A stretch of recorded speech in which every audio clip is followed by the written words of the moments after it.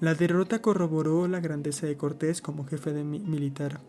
Forzado a luchar para evacuar la isla, que era una plaza fuerte de los aztecas, y cuyo interior había conducido imprudentemente a sus tropas, perdió casi 500 españoles, algunos miles de indios amigos, los más de sus caballos, toda su artillería. Pocos de sus hombres escaparon ilesos. El famoso tesoro de Moctezuma, que se suponía valer muchos miles de ducados, se perdió en la fuga. Esta fue la retirada de la Noche Triste, que acababa con la leyenda poco creíble, contada por Zamora, de un Cortés que lloraba en Tacuba a sus compañeros muertos, debajo de un ahuehuete. Y cierto, escribe Cortés, creímos ser aquel el último de nuestros días, según el mucho poder de los indios y la poca resistencia que en nosotros hallaban, por ir como íbamos, muy cansados y casi todos heridos o desmayados de hambre. No obstante, y sin desmayar peleando todo el camino, condujo los restos de sus fuerzas exhaustas y ensangrentadas a Tlaxcala, donde conservaba todavía lo suficiente de su antiguo influjo mágico para convencer a sus aliados indios y a su propia gente de que su causa prevalecería. Un año más tarde, con un ejército reformado y varios contingentes aliados indígenas, volvió a México Tenochtitlán y después de uno de los sitios más sangrientos y obstinados de la historia, tomó la ciudad. Fue un hecho de armas terrible y repugnante, pero yo no puedo compartir las lágrimas de Bernal Díaz, quien lamentaba la caída de México mientras gozaba de los frutos de la conquista. Tampoco le sienta bien a los historiadores románticos norteamericanos su excesivo desprecio por los bárbaros españoles, cuando sus compatriotas viven en un país arrebatado a los indios mediante una conquista más cruel e infinitamente más radical que la de México. En verdad, cuanto más leo sobre otras conquistas, incluso en los últimos años, tanto más aprecio la moderación de Cortés. La ruina total del poderío azteca tuvo la ventaja de hacer innecesario otro golpe, proclamándose él y aceptado en verdad por los demás pueblos indígenas vecinos como Salvador. Cortés recibió de ellos alianzas y homenajes. Una vez acabado el tan triste sitio de la capital, un nuevo Cortés hizo su aparición. Cortés, arquitecto y estadista, el hombre de una visión imperial mucho más grande que las mezquinas ambiciones domésticas del emperador Carlos I. En los 3 años que siguieron a la caída de la capital, Cortés se dedicó al colosal trabajo de soldar los fragmentos todavía hostiles de un nuevo imperio. Trabajo en que mostró cabal su don de pacificar los pueblos naturales de aquellas partes. Su moderación y su sagacidad política saltan a la vista y lo hacen casi único entre los conquistadores modernos. Y a Cortés le movía una curiosidad insaciable respecto a los vastos dominios que el destino y su propio genio habían puesto en sus manos. Quizá movido por la codicia, como prefieren creer sus detractores. Como quiera que fuera, emprendió la explotación de la Nueva España por todos los rumbos. En pocos años sus expediciones y las de sus tenientes habían explorado el país desde el Golfo de California, el cual, no sin justificación, había sido nombrado Mar Rojo de Cortés, hasta Guatemala y desde el río Panuco hasta Honduras. Sus tropas llevaban instrucciones precisas tocante al trato que debían dar a la población natural, instrucciones que, en general, hacían referencia a una política de conciliación en la que el uso de la fuerza era solo el último recurso. En su marcha sobre la capital, Cortés dio a los españoles una lección de importancia que concedía esta política. Ordenó colgar a uno de sus hombres por haber robado un par de pavos a un indio. La ejecución fue suspendida a instancia de sus amigos, pero la lección no cayó en olvido. Ninguno de los lugartenientes de Cortés, ni siquiera el impetuoso y rudo Pedro de Alvarado, se deshonró con las estúpidas atrocidades que mancharon los nombres de Franco Pizarro y Nuño de Guzmán. A decir verdad, una vez lejos del ojo severo de su jefe, los soldados interpretaban con bastante laxitud sus instrucciones, pero de todos modos Cortés logró la pacificación de la Nueva España con extraordinaria economía de sangre. Fue idolatrado por la población india y lo más importante para la historia subsecuente de la Nueva España, su política fue adaptada por los gobernantes de esta y aplicada más o menos rigurosamente durante 300 años. Cortés pagó el precio de su grandeza. La envidia y el odio de los que habían llegado tarde despertaron la desconfianza de un déspota receloso, y los agentes de la corona pronto persiguieron al vasallo que osaba ser más grande que su señor. Después de 6 años de persecución, en 1527, Cortés tuvo que volver a España a defenderse, pero apenas hubo salido de México cuando llegó a la funesta primera audiencia, presidida por el archienemigo de Cortés, Nuño de Guzmán.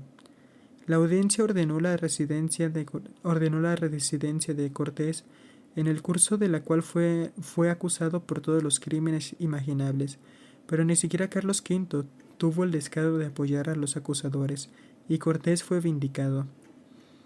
Cuando volvió a México en 1530, era ya un magnífico caballero, resplandeciente de honores, con el elevado título de Marqués del Valle de Oaxaca, señor de un estado feudal casi autónomo que contenía parte considerable de la tierra más rica del país. El Marquesado del Valle, aún después de verse reducido en la segunda audiencia, comprendía el Valle de Toluca, la provincia de Cuernavaca, el pueblo de Coyoacán, gran parte del Valle de Toluca y el istmo de Tehuantepec, así como las provincias de Cotaxtla y San Andrés de Tuxtla, ahora el estado de Veracruz. Se ha estimado que su superficie total era de unos 65,000 kilómetros cuadrados. En 1569, durante el proceso por conspiración del segundo Marqués del Valle, Martín Cortés, el marquesado entonces retenido por la corona, rendía solamente por tributos de los indios algo más de 80,000 pesos de oro. Hernán Cortés ya era casi un príncipe real. Arribó a Veracruz en 1530 y a su llegada motivó una gran explosión de regocijo entre españoles e indios por igual. Dice Gamora, en Cepoyan, Zempoala, lo recibieron muy bien. A donde quiera que llegaba, aunque era despoblado lo más allá, hallaba bien de comer y beber. Saliéronle al camino indios de las más de 80 leguas lejos con presentes, ofrecimientos y aún quejas, mostrando grandísimo contento que fuese venido y limpiándole el camino, echando flores, tan querido era. La demostración fue tan universal y entusiasta que las autoridades reales de la capital, temiendo que Cortés abrigara mala intención, le negaron la entrada. Puede ser que sus temores no tuviesen fundamento, pero Cortés era ya dueño de un estado principesco. Todavía gozaba del apoyo de antiguos compañeros, quienes seguramente lo hubieran seguido hasta la rebelión. Para los indios era un rey, y se hubieran alzado a su voz. El prestigio y el poder de Cortés era realmente formidables y tenía sobrada razón para sentirse agraviado por el trato que le daban los representantes de la corona. Pero Cortés no reveló ninguna intención alguna de abusar de su poderío. El día del conquistador ya había pasado, y probablemente Cortés lo comprendía así. Desde entonces la Nueva España tuvo un gobierno civil, y aunque no dejó de refunfuñar en tanto, Cortés hacía poco para obstaculizar. Las historias del Perú y Nueva Galicia ilustran en forma atroz cuál hubiera sido la suerte de la Nueva España con un conquistador de menor talla que Cortés. Tanto Francisco Pizarro como Nuño de Guzmán eran matadores. Mataban incluso cuando matar no tenía sentido. Pizarro destruyó la cultura más avanzada del Nuevo Mundo y la convirtió en un osario. Su incapacidad para controlar a su gente dejó una herencia de violencia e ilegalidad de la que Perú nunca se recuperó por completo. En la Nueva España, la devastación de las provincias del occidente por Nuño de Guzmán no tuvo fundamento inteligente alguno. Comparado con sus contemporáneos, y repito, con conquistadores mucho más recientes, Cortés fue un ángel de misericordia. Durante los 9 años que siguieron a su regreso triunfal de España en 1530, Cortés se ocupó en un número asombroso de actividades. Construyó una flota para explorar la costa occidental y descubrir una ruta a las Islas de las Especies. Sus buques llevaban los productos del marquesado a los mercados del Perú. Levantó los hermosos edificios como el Palacio de Cortés en Cuernavaca y mantuvo pródigamente iglesias y obras pías. De ahí la admiración natural que le profesaban los católicos mexicanos, quienes ven en él un fundador laico de la Iglesia de México. Su propiedad extensa del istmo de Tehuantepec se transformó en el centro de la crianza de mulas de la Nueva España. Comercio muy provechoso, pues las mulas eran la base imprescindible de tráfico en toda América Latina. Plantó trigo, árboles frutales y caña de azúcar. Sus 2 molinos de azúcar, en Tlatenango y San Andrés Tuxtla, fueron los primeros en el continente del Nuevo Mundo. Su energía era tan grande y sus proyectos tan ambiciosos que otra vez corrió el rumor de que pensaba alzarse con el país. Nada más sensible que el oído de un déspota. La corona redobló su persecución contra el viejo conquistador. Hábilmente el virrey Mendoza maniobró para llevarle a una enojosa oposición al impedir todos sus proyectos. Al fin, Cortés no pudo soportar más y en 1539 volvió a España por última vez a defender su causa ante el emperador. Fue deliberadamente desairado, su obra estaba concluida, su gloria se había evaporado. Derrochó su gran espíritu en una vana tentativa por conquista a favor de su soberano. Había consumido su fortuna y su genio en el servicio de la patria. Había añadido al imperio español dominios que no caben en la imaginación, pero murió en el olvido, amargado y desilusionado en 1547. Era Fernando Cortés de buena estatura, escribe su biógrafo López de Gamora, rehecho y de gran pecho, el color ceniciento de barba clara, el cabello largo. Tenía gran fuerza, mucho ánimo, destreza en las armas. Fue travieso cuando muchacho y cuando hombre fue asentado, y así en la guerra tuvo buen lugar y en la paz también. Fue muy dado a las mujeres y dióseles siempre. Lo mismo hizo al juego y jugaba a los dados a maravilla, bien y alegremente. Fue muy buen comedor y contemplador en el beber, teniendo abundancia. Sufría mucho la hambre con necesidad, según lo mostró en el camino de Higueras, y en el mar que llamó de su nombre. Era recio porfiando y así tuvo más pleitos que convenía a su estado. Vestía más pulido que rico, y así era hombre limpísimo, deleitándose de tener mucha casa y familia, mucha plata de servicio y de respeto. Tratábase como señor y con gran gravedad y cordura, que no daba pesadumbre ni parecía nuevo.